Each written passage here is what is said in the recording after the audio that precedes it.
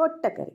ആർക്കാണല്ലേ മുട്ടക്കറി ഇഷ്ടമല്ലാത്തവർ? നമുക്ക് എല്ലാവർക്കും മുട്ടക്കറി ഇഷ്ടമാണ്. നമ്മൾ പല രീതിയിൽ തയ്യാറാക്കാറുണ്ട്. ഞാൻ തന്നെ ഇതിൽ ഒരു കുക്കറിൽ പെട്ടെന്ന് തയ്യാറാക്കാൻ പറ്റുന്നത്, അല്ലാതെ അങ്ങനെ പലതരത്തിൽ നമ്മൾ തന്നെ ഈ ഒരു നമ്മുടെ ചാനലിൽ അപ്ലോഡ് ചെയ്തിട്ടുണ്ട്. അതൊക്കെ നിങ്ങളൊന്ന് കാണണം, കാണാത്തവരാണെങ്കിൽ.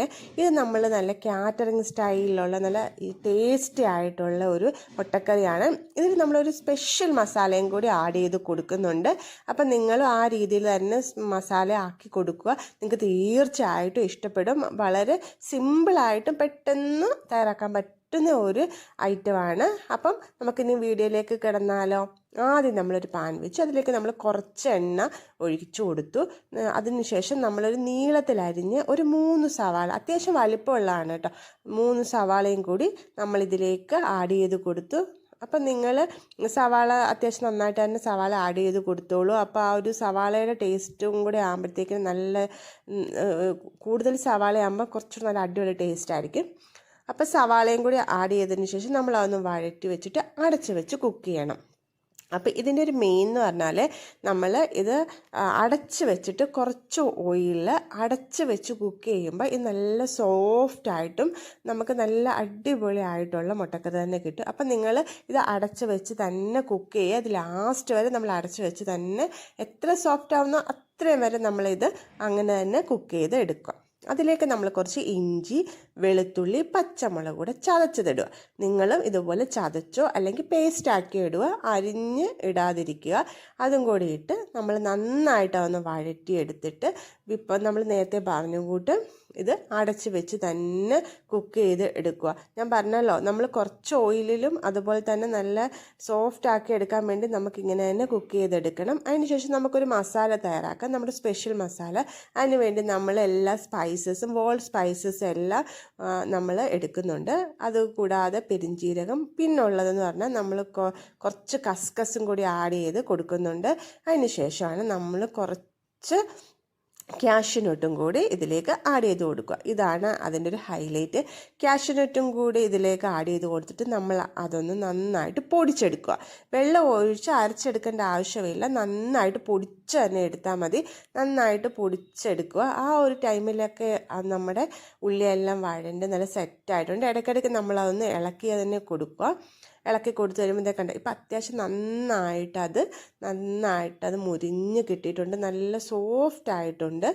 അപ്പം നമ്മൾ കുറച്ച് ഓയിലേ ഒഴിച്ചതുമുള്ളൂ, നമ്മൾ അടച്ച് വെച്ചത് കൊണ്ടാണ് അത് ഇത്ര സോഫ്റ്റ് ആയിട്ട് തന്നെ നമുക്ക് കിട്ടിയത്. ഇനി നമ്മളതിലേക്ക് നമ്മുടെ നോർമൽ മസാലാസ് തന്നെ ആഡ് ചെയ്ത് കൊടുക്കുക. മഞ്ഞൾപ്പൊടി, മല്ലിപ്പൊടി, അതുപോലെ തന്നെ മുളക് പൊടി എല്ലാം കുറച്ച് മതിയായിരിക്കും. പൊടി ഐറ്റംസ് എല്ലാം ഇത്രയും കൂടി ആഡ് ചെയ്തതിന് ശേഷം നമ്മൾ നന്നായിട്ട് ഇതൊന്ന് വഴറ്റി അതിൻ്റെ ആ പച്ചമണം മാറുന്നിടം വരെ ഇതൊന്ന് നമ്മൾ വഴറ്റി കൊടുക്കുക. അതിന് ശേഷം നമ്മൾ നേരത്തെ ആ പൊടിച്ച് വെച്ചിരുന്ന നമ്മുടെ ആ ഒരു കൂട്ടുണ്ടല്ലോ, ആ ഒരു കൂട്ടും കൂടി ഇതിലേക്ക് ഇട്ട് കൊടുക്കുക. ആ ഒരു കൂട്ടും കൂടി ഇട്ട് കൊടുത്ത് നമ്മളൊന്നുകൂടെ ഒന്ന് വഴറ്റിയെടുക്കുക. ഒന്ന് വഴറ്റി എൻ്റെ പച്ചമണം നിങ്ങൾക്ക് അറിയാമല്ലോ, അതിൻ്റെ ആ മസാലയുടെയൊക്കെ ഒരു പച്ചമണം മാറണം. അതുപോലെ ഒന്ന് വഴറ്റി കൊടുക്കുക. അതിന് ശേഷം ഒന്ന് അത്യാവശ്യം വഴണ്ടതിന് ശേഷം നമ്മൾ ഇതിലേക്ക് കുറച്ച് ചൂടുവെള്ളമാണ് ആഡ് ചെയ്ത് കൊടുക്കുന്നത്. കുറച്ച് ചൂടുവെള്ളം നമ്മൾ ഇപ്പോൾ ആഡ് ചെയ്ത് കൊടുക്കുന്നതേ ഉള്ളൂ. നമ്മൾ ആ മസാലയൊക്കെ ഒന്ന് എല്ലാം കൂടി ഒന്ന് മിക്സായി ഒന്ന് ഇതാവാൻ വേണ്ടി മാത്രമുള്ള ചൂടുവെള്ളം ഒഴിച്ചു കൊടുക്കാവൂ. കുറേ ഇപ്പം ഒഴിക്കേണ്ട, നമുക്ക് ഗ്രേവിക്ക് വേണ്ടി നമ്മൾ പിന്നെ ഒഴിക്കുന്നതായിരിക്കും. ഇപ്പം നമ്മൾ ആ മസാലയൊക്കെ ഒന്ന് എല്ലാം കൂടി ഒന്ന് സെറ്റാവാൻ വേണ്ടി ഒന്ന് കുറച്ച് ചൂടുവെള്ളം ഒഴിച്ച് അതും കൂടി ഒന്ന് അടച്ച് വെച്ചിട്ട് ഒന്ന് സെറ്റാക്കുക. ഇപ്പം നമ്മുടെ മസാലയൊക്കെ നല്ല സെറ്റായി എണ്ണയൊക്കെ അതിൽ നിന്നെല്ലാം തെളിഞ്ഞ് എല്ലാം വരുന്നുണ്ട്. അപ്പോൾ ഈ ഒരു പരുവാകുമ്പോഴത്തേക്കിന് നിങ്ങൾ ഉപ്പൊക്കെ നോക്കി നിങ്ങളുടെ ആവശ്യത്തിന് ഇട്ട് കൊടുക്കുക. ഞാൻ കുറച്ച് ഉപ്പും കൂടി ഇതിലേക്ക് ആഡ് ചെയ്ത് കൊടുക്കുന്നുണ്ട്. ഉപ്പും കൂടി ആഡ് ചെയ്തതിന് ശേഷം നമ്മൾ ഒന്നും കൂടി ഇതൊന്ന് വഴറ്റി യോജിപ്പിച്ച് എടുക്കുക. നിങ്ങൾക്ക് ഗ്രേവി വേണം എന്നുള്ളവരാണെങ്കിൽ ആണ് നമ്മൾ ഇനി അടുത്തത് വെള്ളം ഒഴിക്കുന്നത്. അതല്ല നിങ്ങൾക്ക് നല്ല റോസ്റ്റ് പരുവത്തിലാണെങ്കിൽ ഈ ഒരു പരുവൊക്കെ മതിയാകും. ഇതിലേക്ക് മുട്ടയിട്ട് കൊടുത്തിരുന്നാൽ മതിയാണ്. അപ്പം നമ്മളാണെങ്കിൽ കുറച്ച് ഗ്രേവിയും കൂടി വേണ്ടത് കൊണ്ട് ഇതിലേക്ക് നമ്മൾ കുറച്ച് കറിവേപ്പിലയും കൂടി ആഡ് ചെയ്ത് കൊടുക്കണം. അതുപോലെ തന്നെ നമ്മളത് ഒന്നുകൂടി ഒന്ന് അടച്ച് വെച്ചിട്ട് കുക്ക് ചെയ്ത് എടുക്കുന്നുണ്ട്. അതിനുശേഷം നമ്മൾ ആവശ്യത്തിന് കുരുമുളക് പൊടി ഇട്ട് കൊടുക്കുക. നിങ്ങൾക്ക് സ്പൈസസിനനുസരിച്ചിട്ടുള്ള കുരുമുളക് പൊടി ഇട്ട് കൊടുക്കണം. നമ്മൾ ഓൾറെഡി ഇതിൽ മുളക് പൊടിയും പിന്നെ പച്ചമുളക് ചതച്ചൊക്കെ ഇട്ടിട്ടുണ്ട്. അപ്പോൾ അതനുസരിച്ചിട്ട് വേണം നിങ്ങൾ കുരുമുളക് പൊടിയൊക്കെ ആഡ് ചെയ്ത് കൊടുക്കാൻ. കുരുമുളക് പൊടിയും കൂടി ആഡ് ചെയ്തതിന് ശേഷം നമ്മൾ ആവശ്യത്തിന് വെള്ളം ഒഴിക്കുക. നമുക്ക് എത്ര ഗ്രേവി വേണം അതിനനുസരിച്ചിട്ട് വെള്ളം ചേർത്ത് കൊടുക്കുക. എന്നിട്ട് നന്നായിട്ട് ഒന്ന് മിക്സ് ചെയ്ത് നന്നായിട്ട് അതെല്ലാം ഒന്ന് ഓൾറെഡി ഇത് തിളപ്പിച്ച് നല്ല ചൂട് വെള്ളം തന്നെയാണ്. എന്നാലും ആ മസാലസിലെല്ലാം പിടിച്ചിട്ട് അതൊന്നുകൂടെ ഒന്ന് സെറ്റാവണ്ടേ. അപ്പം നമ്മൾ അടച്ചു വെച്ചിട്ട് സെറ്റാക്കി കൊടുക്കുക.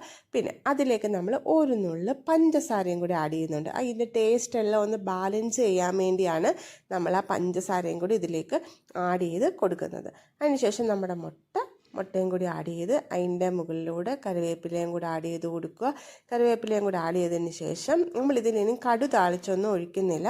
അതിന് പകരം നമ്മളൊരു ഇച്ചിരി വെളിച്ചെണ്ണയും കൂടി ഇതിൻ്റെ മുകളിലേക്ക് ഒരു ശകല വെളിച്ചെണ്ണ മതി, ഓപ്ഷണലാണ്, ആഡ് ചെയ്ത് കൊടുത്ത് നന്നായിട്ട് ഒന്നും കൂടി ഒന്ന് പറ്റിച്ച് എടുക്കുക. പിന്നെ ഇതിൽ നമ്മൾ തക്കാളി ചേർക്കുന്നില്ല. പണ്ടത്തെ ഒരു സ്റ്റൈലിൽ കാറ്ററിംഗ് സ്റ്റൈലിൽ അവർ തക്കാളി യൂസ് ചെയ്യാറില്ല. അപ്പം നിങ്ങൾക്ക് തക്കാളി വേണം എന്നുണ്ടെങ്കിൽ തക്കാളി നേരത്തെയോ അല്ലെങ്കിൽ ഈ ഒരു സമയത്തായാലും തക്കാളിയും കൂടി ഇതിലേക്ക് അരിഞ്ഞിട്ട് കൊടുത്തിരുന്നാൽ മതിയാകും. അപ്പം തക്കാളി അത് വേണമെന്നും ഇല്ല. അപ്പം അതൊക്കെ നിങ്ങളുടെ ഇതിനനുസരിച്ചിട്ട് ആഡ് ചെയ്ത് കൊടുക്കുക. തക്കാളി വേണം എന്നുണ്ടെങ്കിൽ ഇൻ കേസ് എരിയൊക്കെ ആവുകയാണെങ്കിൽ നമുക്ക് തക്കാളിയും കൂടി ആഡ് ചെയ്ത് കൊടുക്കുക. അപ്പോൾ എല്ലാവരും ട്രൈ ചെയ്ത് നോക്കണം, ഫീഡ്ബാക്ക് അറിയിക്കണം. അടുത്ത വീഡിയോയിലൂടെ കാണാം.